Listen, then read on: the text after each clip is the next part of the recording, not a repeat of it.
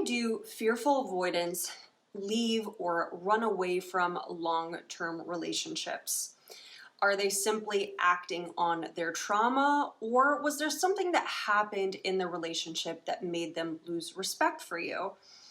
Let's explore in this video the 5 common reasons why fearful avoidants suddenly leave a relationship. Definitely stick around to the 5th reason, because this is one of those reasons that is more in your control and can potentially support you to reconnect with a fearful avoidant partner. As I've mentioned in other videos, I have the fearful avoidant attachment style. So when I talk about this style, I talk about it from firsthand experience. I have both struggled with this style and have done a lot of work on this attachment style to become more secure in my life. As well, in my coaching practice, I've worked with many clients who are fearful avoidant. I've also worked with partners of fearful avoidance. So this is the perspective that I'm coming from when I give you some of these reasons. Hi, my name is Katya Morozova. I'm an attachment coach and certified NARM practitioner. I help people become secure in their relationships using the wisdom of attachment theory. If that sounds helpful to you, then definitely subscribe to my channel. If you're interested in one-on-one coaching, you can book a session with me on my website. You can do that right up here. The first reason that an FA can leave a relationship is because they feel like they can't be the partner that they think you want or need them to be. So you might get this reason from a fearful avoidant who is, let's say, more emotional or more chaotic and has a lot of shame and sort of self-awareness around the fact that they are highly emotional or highly chaotic in the relationship. And they don't have like a clear view of what is acceptable to, to rely on a person for, how much they can lean on or how vulnerable they can be. So they haven't sussed that out for themselves. And because of that, they view themselves as, again, chaotic, as, highly dysregulated. Of course, sometimes they are.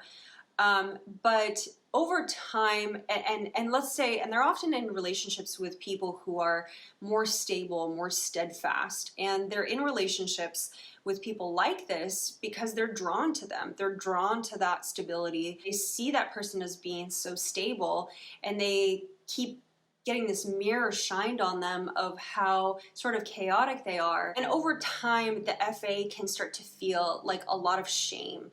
And that shame sort of builds up. It can be hard to convince them out of this. It can be hard to convince them that, that you are okay with their emotions, or that you are okay with the fact that they're more moody than you are. And so they'll end up leaving the relationship because to some degree, they don't feel good enough. They don't feel competent or capable enough to stick through a relationship, and they're sort of uncomfortable with what almost feels like a power dynamic, where if you are the more steadfast one and they're the more chaotic one, it kind of feels like you're always in control and they're always out of control.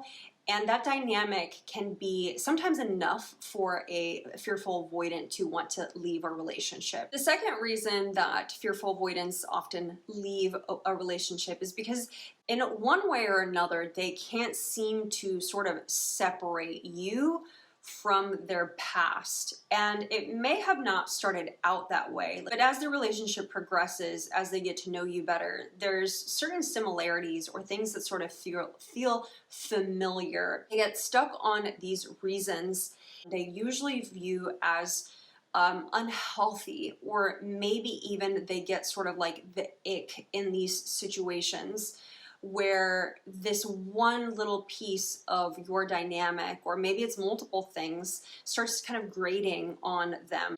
And this can sort of trigger this fear in them that what happened in the past, whether it was their upbringing or a toxic or abusive relationship, is going to happen again. And they may not recognize that, like they may not be conscious of the fact that that's happening, that fear has been triggered. So instead, they sort of focus in on these like ways that the relationship feels familiar. Ultimately, they end the relationship not because of this kind of insignificant familiarity. They're ending the relationship because they're fearing that history is repeating itself. The third reason is they have a fantasy of how your relationship should be, and the reality of what your relationship is doesn't match that. And I've talked about this at length in another fearful avoidant video, and I'll link that at the end. I think this particular reason is pervasive in a lot of relationships, but I think it is strongest for fearful avoidants. Fearful avoidants have the kind of the worst blueprint for what a relationship should be or what it could be. They just did not get a really good model of relationships from a young age. And so they're a bit confused about what is possible in a relationship. And sometimes that confusion can lead to a lot of like big ideas that a relationship should be sort of like a fairy tale, or they have this like ideal image of what a relationship should be. And then they get into a relationship, and maybe for a little while, like you sort of match the fantasy of what they anticipated. And of course, after a while, fantasies always burst, and we're confronted with the reality of who a person is, because that's what happens in long-term relationships. You're going day in and day out with another person, living life through the boring and the mundane. And it's almost like the mundane aspects of a relationship are like an affront to that fantasy, to that dream. It's kind of like the end of fantasy, and I know this is like getting a little bit of abstract here, but imagine that you've been fantasizing your whole life, and now you have the thing that you want, and it doesn't look the way like you thought it was going to look, and you can't fantasize any longer, but that's all you've ever done. Well, that's a pretty weird experience. That's a pretty weird change to have in a relationship. Like, this could be almost threatening to your identity, you know, who you know yourself to be and what you know or think that you can have. Reason number 4, they recognize that your relationship is unhealthy and that they have work to do. And at the same time, they struggle to do that work while being in a relationship with you. So this is another common one that I've heard from partners of fearful avoidance. It's like they've made a decision that they want to do, that they're prioritizing the work that they have to do versus prioritizing the relationship. And to them, it feels like they can't prioritize themselves while being in a relationship with you. So maybe there's an element of your relationship that's particularly hard for them, or maybe even, you know, intolerable or threatening. And they feel like they maybe can't be fully honest with you. Or maybe if they were fully honest with themselves, they would have to be honest with you, and the idea of that sounds really hard. So it's much easier for them to leave the relationship and sort of, you know, work on themselves in a vacuum without the added pressure of what's happening in your relationship.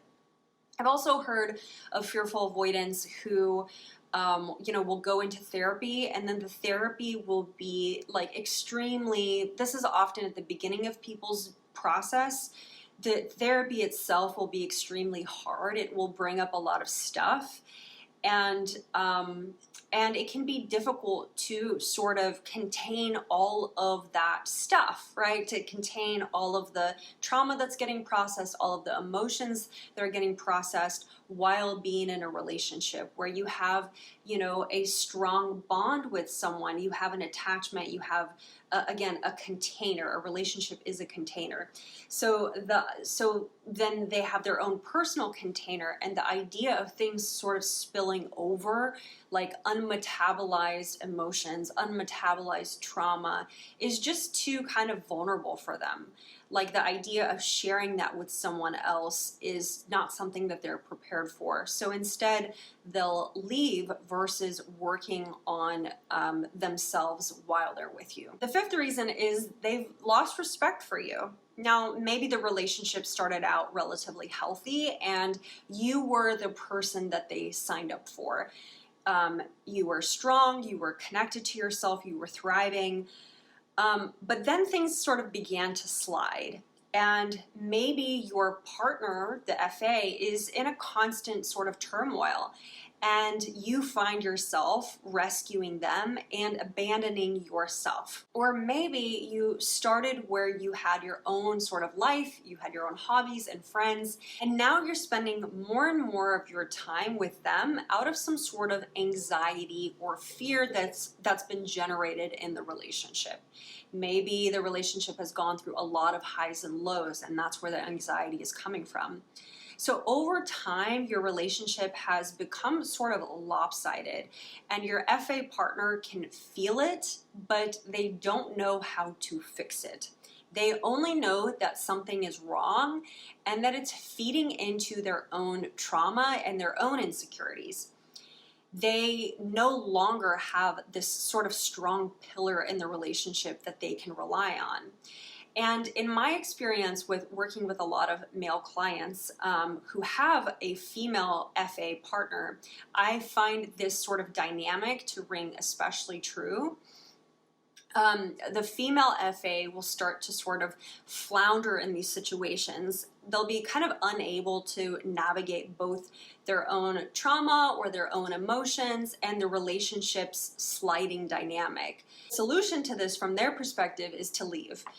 They won't often say this out loud, that that the reason is because of a loss of respect, but that can often be the culprit. They may not always say it outright, but it'll come out in other ways, like sort of small and weird ways that don't really make sense. Like they'll get upset when you offer to help, especially in times when they know that you have your own stuff that you should be taking care of. It'll like send them into like a big upset. They might even call your relationship sort of codependent, or they might call your relationship toxic. They might use these sort of words to talk about this sliding dynamic in your connection that they don't know how to solve. One of the solutions to this sliding dynamic is to regain your power, to become secure, and again, restore this connection with yourself.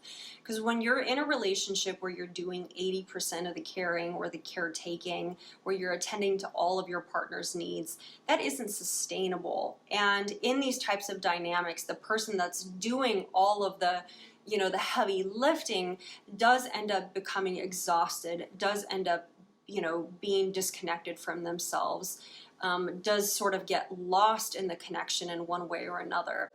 And maybe the wisdom of the fearful avoidant in these situations when they leave is that, hey, it's like a reminder of like, hey, this isn't sustainable. We can't keep doing this.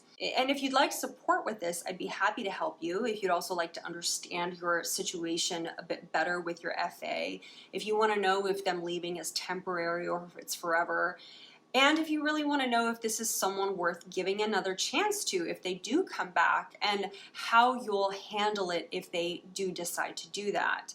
Will you let them back in, and what will that reconnection process look like?